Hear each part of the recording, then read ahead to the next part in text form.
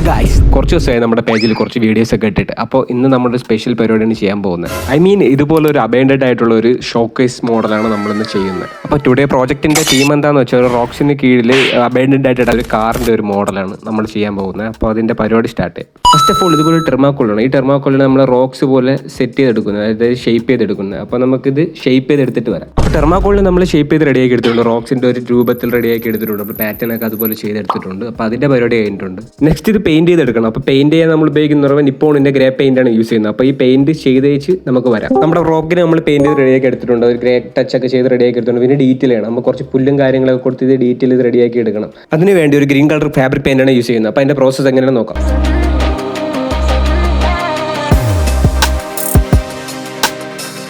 എന്നെക്കൊണ്ട് പറ്റാവുന്ന അത്രയും നമ്മളൊരു ചെറിയ ഡീറ്റെയിലിംഗ് ഒക്കെ ചെയ്ത് അത്യാവശ്യം കൊള്ളാമെന്ന് എനിക്ക് തോന്നുന്നു. അത്രയും നമ്മളൊരു റോക്കിൻ്റെ ഒരു സെറ്റപ്പ് ചെയ്ത് റെഡിയാക്കി എടുത്തിട്ടുണ്ട്.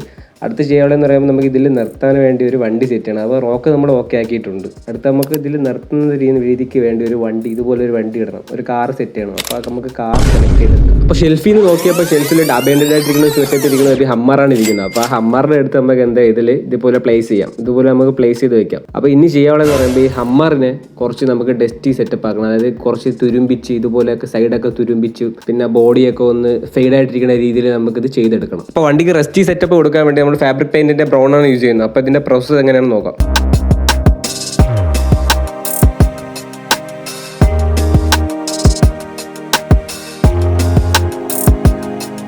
ഫൈനലി വണ്ടി മൊത്തത്തിൽ പടമായിട്ടുണ്ട്. പിന്നെ നമുക്കിത് സെറ്റ് ചെയ്താൽ മതി. അങ്ങനെ നമ്മൾ റോക്കിന്റെ താഴെ ഒരു ബേസ് നമ്മൾ റെഡിയാക്കിയിട്ടുണ്ട്. അങ്ങനെ നമ്മൾ നശിപ്പിച്ച വണ്ടി നമ്മൾ റോക്കിനകത്ത് എടുത്ത് വെച്ചിട്ടുണ്ട്.